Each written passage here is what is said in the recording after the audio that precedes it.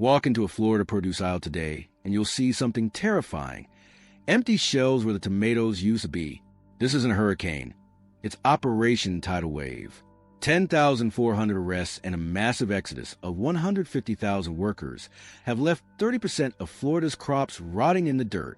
In April 2026, the Sunshine State is facing a $12.6 billion hunger gap that is making dinner a luxury for the middle class. Today, we're exposing the man-made crisis that is breaking Florida's ability to feed itself. The 10,400 arrests. Florida's economic landscape has been fundamentally reshaped by Operation Tidal Wave, a state-led enforcement surge that moved beyond mere political rhetoric into cold, hard statistics by April 2026. This logistical earthquake was triggered by the aggressive intensification of SB 1718 style workplace audits, resulting in over 10,400 documented arrests of unauthorized workers across the state's industrial and agricultural hubs. However, the arrest tally itself is only the tip of a much larger iceberg. The far more damaging figure for the state's stability is the mass exodus of an estimated 150,000 seasonal and permanent workers who fled Florida to avoid the escalating crackdown. This sudden labor flight has created a catastrophic vacuum within the sectors that keep the state functioning. The Florida economy simply cannot fill this gap with local labor, leaving critical industries paralyzed as the workforce shrinks at an unprecedented rate, leading to a projected $2.3 billion loss in direct farm revenue alone for the 2026 fiscal year. The silent harvest. The physical manifestation of this labor shortage is most visible in the winter breadbasket of the Everglades agricultural area, where the tradition of bountiful harvest has turned into a silent harvest. While Florida historically remains the nation's second-largest producer of seasonal vegetables, the 2026 season has seen a tragic reversal of fortune. Drone surveillance over South Florida reveals a scene of total agricultural waste. Nearly 30% of the state's commercial crops are currently rotting in the dirt because there are no hands to harvest them. Without the specialized manual labor required for the delicate picking of tomatoes, bell peppers, and citrus, millions of pounds of high-grade produce are being plowed back into the earth as mulch. Farmers are reporting that even with record-high wage offers, the labor market remains a desert, forcing them to abandon entire sections of their land and wasting millions in previous investments in fertilizer, irrigation, and seeds. The grocery store shock. This supply-side collapse has trickled down to every household budget, manifesting as the grocery store shock. Basic economics has turned the Florida produce aisle into a zone of high inflation anxiety, with the price of Florida-grown staples skyrocketing by an average of 22% compared to 2024 benchmarks. As local supply chains fracture, major grocery chains have been forced to import inventory from Mexico, California, and South America just to maintain a basic shelf presence. However, the associated logistics, fuel surcharges, and international shipping costs are being passed directly to consumer, turning once affordable locally grown items into high-end luxury goods. For the average Floridian, the real-world price of Operation Tidal Wave is found at the checkout counter. The state's move towards strict enforcement has unwittingly traded agricultural stability for a long-term cost of living crisis, proving that when the labor pillar that feeds the state is removed, the entire economy begins to starve from within. A crisis beyond the fields.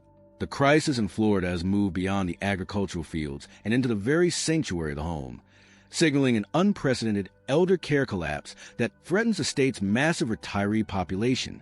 As the calendar moves deeper into 2026, the elder care sector, an industry that serves as the literal backbone of the Florida dream, has officially hit a code red status. This industry has long relied on a dedicated migrant workforce to fill roles as certified nursing assistants, home health aides, and dietary staff. However, the intensifying climate of Operation Tidal Wave has effectively severed this labor supply. By April 2026, over 40% of Florida's nursing homes and assisted living facilities are reporting critical staffing shortages that compromise the quality of daily care.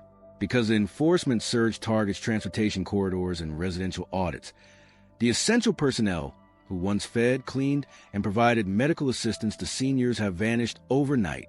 This leaves Florida's most vulnerable residents in a dangerous limbo, where the ratio of caregivers to patients has reached levels that many health experts describe as a public health emergency. Families are finding themselves on months-long wait lists, not because of a lack of beds, but because there is simply no one left to staff the halls. The ghost town effect. This vacuum of human labor has manifested physically across the state through a phenomenon economists are now calling the ghost town effect. In historically vibrant agricultural and service hubs like Immokalee and Homestead, the atmosphere has shifted from bustling activity to an eerie, stagnant silence. This is a hallmark of the labor flight, a social and economic exodus triggered by the sheer scale of the 2026 enforcement audits. The mathematics of fear are stark. While state records confirm approximately 10,000 individuals have been arrested under the new mandates, data suggests that for every one arrest, an additional 10 workers, roughly 100,000 people, have stopped showing up to work entirely. This isn't a localized issue restricted to farming. It is a systemic failure of the service economy. The ghost town effect is visible on quiet construction sites where half-finished luxury condos sit idle, and in the kitchens of high-end restaurants where the dishwashers and line cooks have disappeared. From the roofers in the Panhandle to the landscapers in Palm Beach, the engine of Florida's service-driven prosperity has effectively stalled, leaving the state's physical and commercial infrastructure to weather the heat without a workforce to maintain it. The $12 billion hole. The cumulative result of these individual departures has created a staggering $12 billion hole in the state's financial ledger.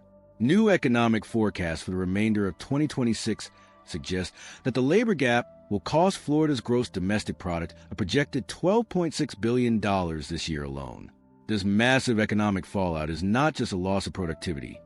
It is a devastating domino effect that is hollowing out local tax bases. When 100,000 workers flee, they don't just leave their jobs. They take their spending power with them.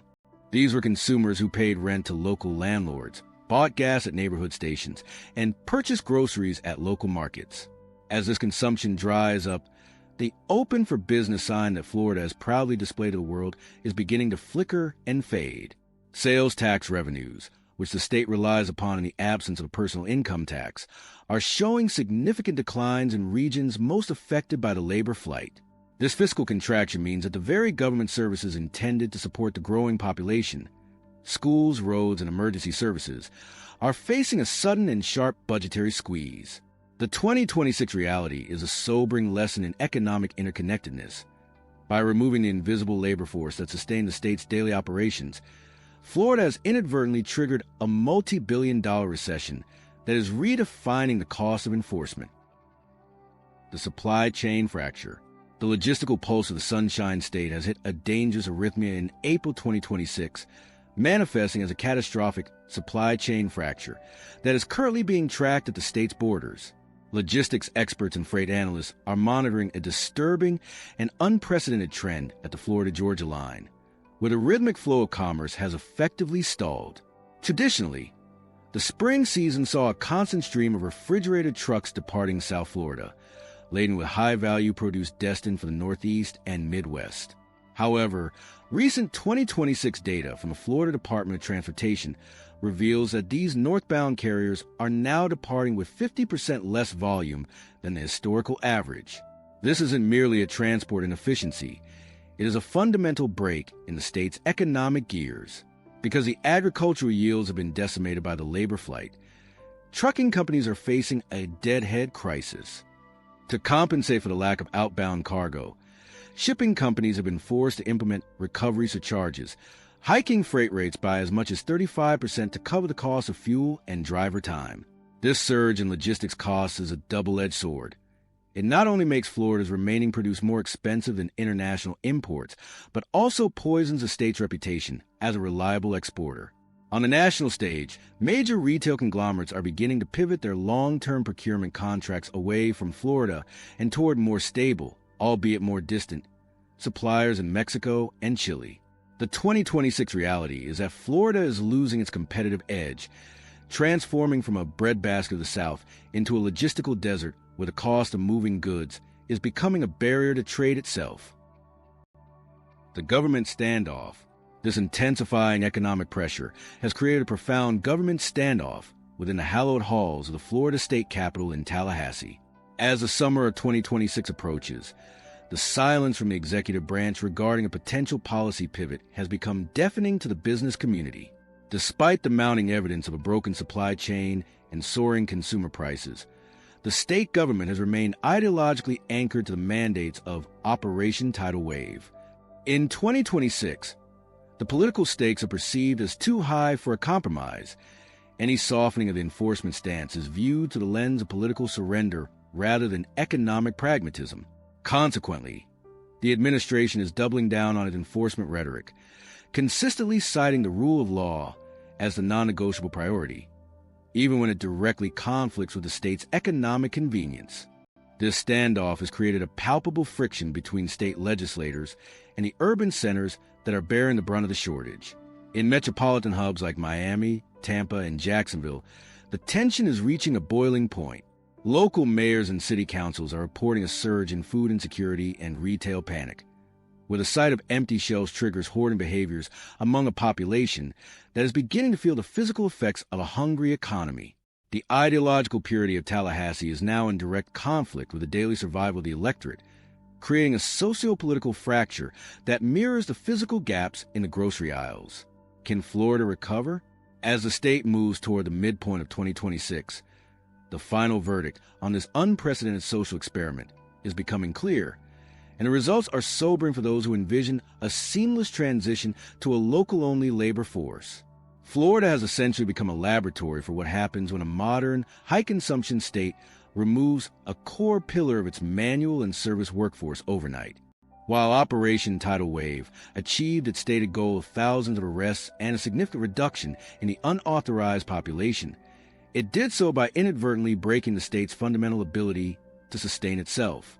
The 2026 verdict suggests that the Sunshine State cannot pick its own food, maintain its aging infrastructure, or care for its massive retiree population without the invisible labor force it chose to expel. The economic metabolism of the state has slowed to a crawl, and a projected $12.6 billion GDP loss is proving to be a conservative estimate as the secondary effects of the supply chain collapse begin to ripple through the financial sector. The question for the remainder of 2026 is no longer about the legality of the workforce, but about the viability of the Florida economy in its current form. Can a state built on the promise of abundance and growth survive a new reality of scarcity and high-cost logistics? Looking toward the horizon of late 2026 and into 2027, the path to recovery for Florida appears increasingly complex and expensive. The Operation Tidal Wave legacy is not just one of arrests and enforcement, but one of structural damage to the state's brand. Rebuilding the trust of the agricultural sector and the trucking industry will take years, if not decades, of policy stability that currently does not exist. Farmers who plowed their crops into the ground in 2026 are hesitant to plant for 2027, fearing another round of audits that could leave them bankrupted once again. Meanwhile, the logistics companies that have shifted their hubs to more labor-stable regions in Georgia and Alabama are unlikely to return to Florida without massive tax incentives that the state can no longer afford due to shrinking sales tax revenues. The experiment of 2026 has proven that in a globalized, highly specialized economy, labor is not a modular component that can be swapped out without consequence. It is a living tissue that, once severed, causes the entire body to go into shock. As the Operation Tidal Wave narrative continues to unfold, Florida stands as a cautionary tale for the rest of the nation. A state can achieve its political targets and still lose its future, proving that the true cost of enforcement is often measured in the empty space where a prosperous society once stood.